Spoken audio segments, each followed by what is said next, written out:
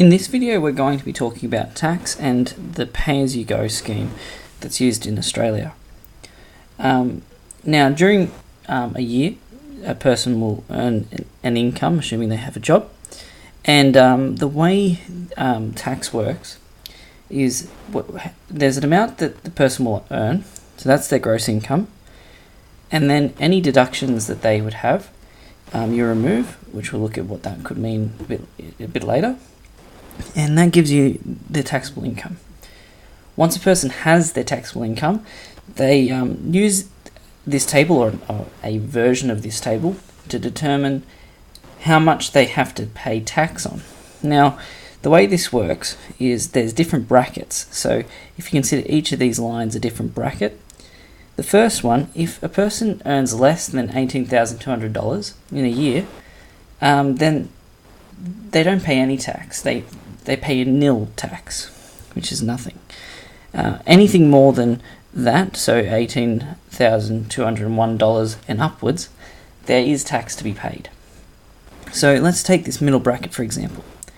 The tax paid on any amount in between $37,001 and $80,000 is $3,572 plus 32.5 cents for each dollar over $37,000. Now what does that all mean? Well, first of all, the $33,572 is the amount of tax that they would have had to pay leading up until the end of this bracket. So if you calculate 19 cents for each dollar over $18,200 up until $37,000, that's how much tax they're going to be paying. So after that amount, after $37,000, they need to add on another 32.5 cents for each dollar that they earn over $37,000. And once we understand that idea, we can use this table a bit more clearly. Now, don't worry too much about this table. It does look scary. However, it's just a tool, just the same way a calculator is a tool, a pen is a tool. It's just another tool.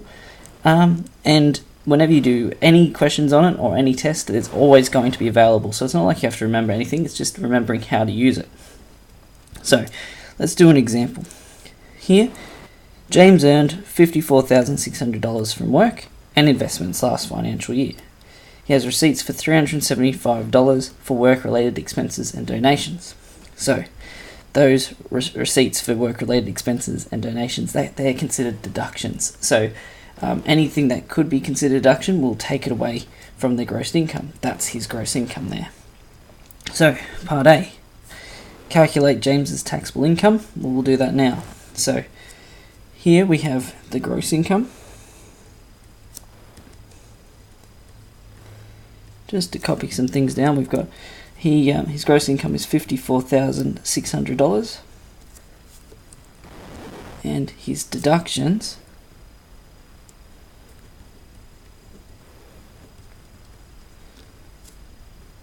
that's the $375. So that means his taxable income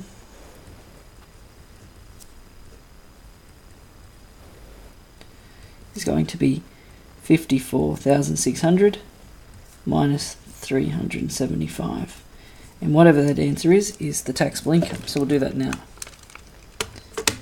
We've got $54,600 minus $375 is $54,225. That's his taxable income. So now we've got that down, we can calculate his tax payable amount. Now that's going to be using this table. So for part B, we first need to identify the bracket he's in. So if we look, he's got $54,225. So going up, that's going to be this bracket here. So that's the middle bracket. Let's figure out how much his tax payable amount will be. So first of all, following this line here, it says it's going to be $3,572 plus. So I'm just using, so far I've just written that down, plus 32.5 cents for each dollar. Now, to make this easy, we're talking about dollars almost all the way through here, except for there where it says cents. I'm going to convert that to dollars. Now to convert the cents to dollars, we just need to divide it by 100. So if we do 32.5 divided by 100, we get 0.325. And that's for each dollar over 37,000. So the way we're going to write this is we're going to multiply it. Now I'm just going to put a bracket here because the calculator knows, and we know that if we have a number in a bracket, we're multiplying by everything inside the bracket. And we take this number here, the taxable income, and then we subtract it from this amount, which is 37,000. Okay, now that's where all those numbers work in our calculation. So once we've got that, we can type it all into our calculator. So here we've got 3,572 plus 0.325 with bracket 54225 minus 37,000.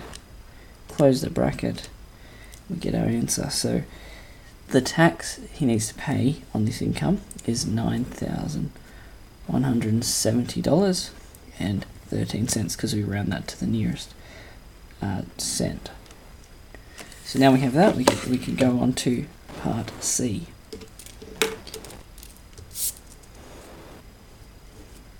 Now C asks, how much is his Medicare levy?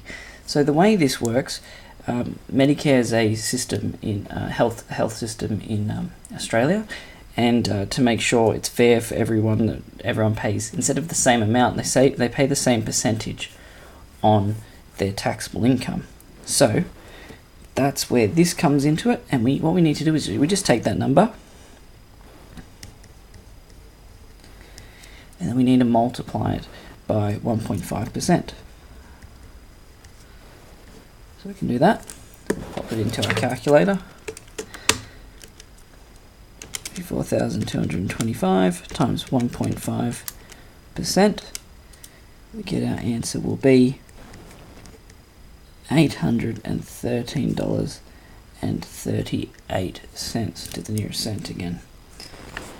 So as that's the case, we can move on to part D.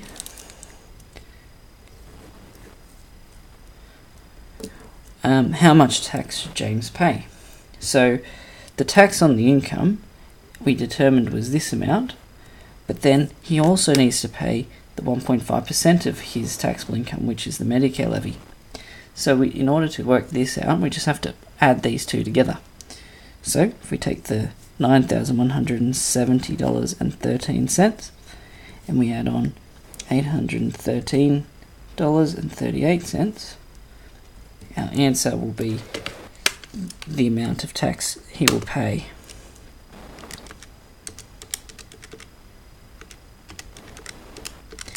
So when we input that into our calculator, it tells us that the amount he'll pay is $9,983.51. We only have two more parts to go. Moving on to part E. It says express the total tax as a percentage of his taxable income. So the way that works, we need to get the amount of tax he's going to pay. So that's $9,983.51, and we need to divide it by his taxable income, which we said was $54,225. Now, to get a percentage, we need to times it by 100, and then our answer, we just need to add on a percentage symbol. So we pop it in, we've got 9983.51 over 54225. We need to multiply that by 100, and we get, we'll just do it to the, doesn't specify, so we'll just do one decimal place, but we'll specify that in our answer. So the percentage is 18.4%. That's one decimal place. And so that's how much tax he pays per dollar, essentially. So you can read that as every dollar that he earns, 18.4 cents of that dollar is taken away as tax.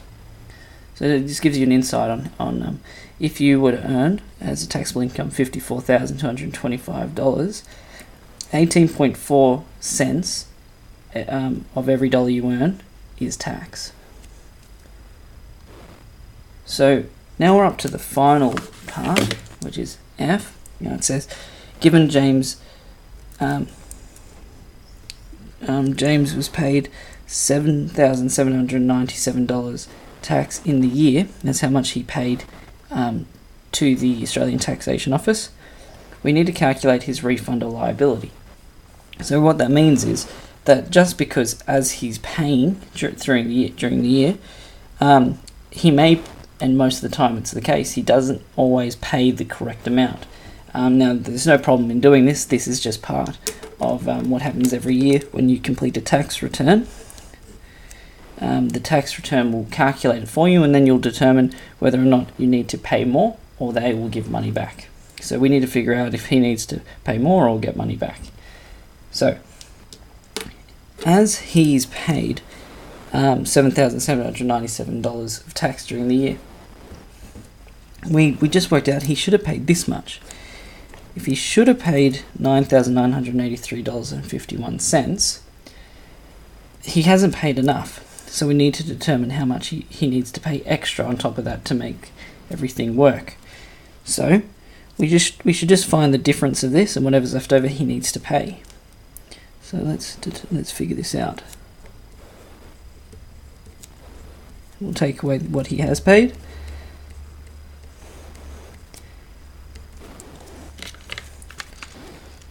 So we'll input that into our calculator.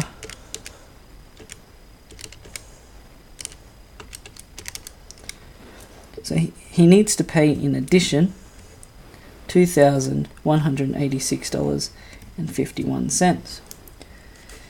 That's called a liability.